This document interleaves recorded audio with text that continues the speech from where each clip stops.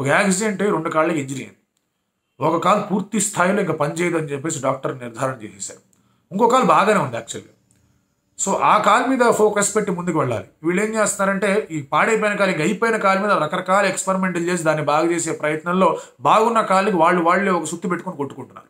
RCB bowling లేదు, accident అనేది వాళ్ళ ఆప్షన్. బౌలింగ్ కంప్లీట్లీ ఫెయిలియర్, పోయింది బౌలింగ్.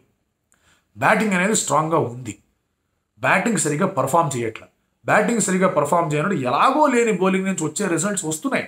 వాళ్ళు కొన్ని మ్యాచెస్లో బాగానే బౌలింగ్ చేశారు. సరే ఏందయ్యా ఈ బౌలింగ్ అని మనం మాట్లాడుకుంటూ ఉన్నాం. ఈ బౌలింగ్తో ఈ టార్గెట్ని డిఫెండ్ చేస్తారా మనం మాట్లాడుకుంటున్నాం. కానీ ఏందయ్యా ఈ బ్యాటింగ్, ఈ స్కోర్ కూడా చేయలేకపోయారని మాత్రం మాట్లాడుకోవట్లేదు. ఇక ఆర్సీబీ ఫ్యాన్స్ ఇంకొక ఇబ్బంది ఏంటి అంటే కనుక చాలా తొందరగా వాళ్ళ కళ్ళు చెవులు మూసుకుపోతాయి. వాళ్ళు ఇప్పుడు కోహ్లీ గురించి ఒక మాట చెప్పాను, దాన్ని వాళ్ళు కంపారిజన్తో టిమ్ డేవిడ్తోనో, హార్దిక్ పాండ్యాతోనో లేదా మార్కస్ స్టాయినిస్తో చేస్తున్నారు. అంటే మీకు ఒకవేళ కోహ్లీ లాంటి ప్లేయర్ని మీరు హార్దిక్ పాండ్యా, మార్కస్ స్టాయినిస్తో కంపేర్ చేసుకోవాలని మీరు అనుకుంటే కనుక నాకు చెప్పండి, నేను నిర్మమాటంగా చెప్తాను నేను చేయను అని. కోహ్లీ స్టాండర్డ్ ఏంటి, వీళ్ళ స్టాండర్డ్ ఏంటి? ఇది ఇమోషనల్గా మాట్లాడాలంటే. లాజికల్గా మాట్లాడాలంటే కోహ్లీ ఓపెనింగ్ వస్తున్నాడు. ఎస్పెషలీ అంతకుముందు 82 ఆఫ్ 55 ఎంత కొట్టినప్పుడు నేనేం మాట్లాడలేదు కోహ్లీ గురించి. మొన్న సెంచరీ మ్యాచ్లో ఎందుకు మాట్లాడాను అంటే అది కూడా ఒక ఫేజ్లో మాట్లాడాను, లాస్ట్లో మాట్లాడలేదు, ఒక ఫేజ్లో మాత్రమే మాట్లాడాను. ఫాఫ్ అండ్ కోహ్లీ ఇద్దరు ఆడుతున్నప్పుడు 10 వికెట్లు చేతిలో ఉన్నప్పుడు బోత్ ఆఫ్ దెమ్ నేను లాస్ దాకుంటా అనేది వర్కౌట్ కాదు. ఎవరో ఒకటి రెస్పాన్సిబిలిటీ తీసుకోవాలి. కోహ్లీ హైదరాబాద్ గ్రౌండ్ మీద వెస్టిండీస్ అగేన్స్ 94 కొట్టాడు, అది ఎంతమంది గుర్తుందా ఇన్నింగ్స్? వన్డే మ్యాచ్లో 52 బాల్స్లో 100 కొట్టాడు, అది ఎంతమంది గుర్తుందా ఇన్నింగ్స్? అలాంటి కోహ్లీ చూద్దాం అనుకుంటున్నాం. సో మీరు కనుక వేరే వాళ్ళతో కంపేర్ చేసుకుందాం అనుకుంటున్నారంటే కనుక ఆల్ ద ప్లాట్ఫామ్స్ ఉన్నాయి, మీ కీబోర్డ్లో కీస్ ఉన్నాయి, మీ ఇష్టం వచ్చినట్టు చూసుకోండి. But does not work for me. RCB bowling లేదు, మర్చిపోవాలి వాళ్ళు. ఆకాష్ దీప్ని తెచ్చుకోవాలి టీంలోకి, వైశాఖ్ విజయ్ కుమార్ తెచ్చుకోవాలి టీంలోకి. Go for an all Indian bowling attack.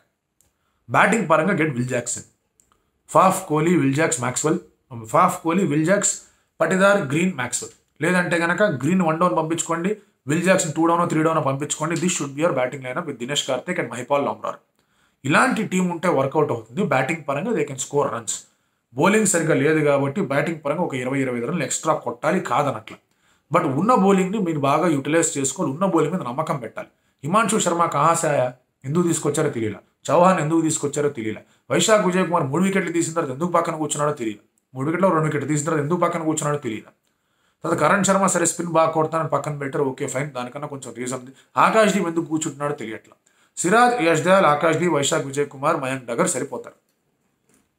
దాంతో ఒకళ్ళు తీసేసి ఇంపాక్ట్ ప్లేయర్గా 8 పెట్టుకోండి బ్యాటర్స్, వాళ్ళు సరిపోతారు. I think they can still make sense if they get this team. But making sense అనేది సాధారణంగా మనం ఆర్సీబీతో అసోసియేట్ చేయం, ఎందుకంటే దేర్ డిసిషన్స్ అనేది ఎప్పుడు కూడా కాస్త ప్రశ్నార్థకంగానే ఉంటాయి. అందుకే వాళ్ళ టీం అనేది కొంచెం ఇలా తయారవుతాం. వాళ్ళకు కూడా ఇండివిజువల్ పర్ఫార్మెన్సెస్ కూడా లిఫ్ట్ చేయవు. వాళ్ళకి ఏంటంటే ఫాఫ్ ఆడాలా, గ్రీన్ ఆడాలా, మ్యాక్స్వెల్ ఆడాలా, వీళ్ళు ముగ్గురు ఆడితే కానీ వర్కౌట్ కాని పరిస్థితి కనిపిస్తుంది. So let us see how things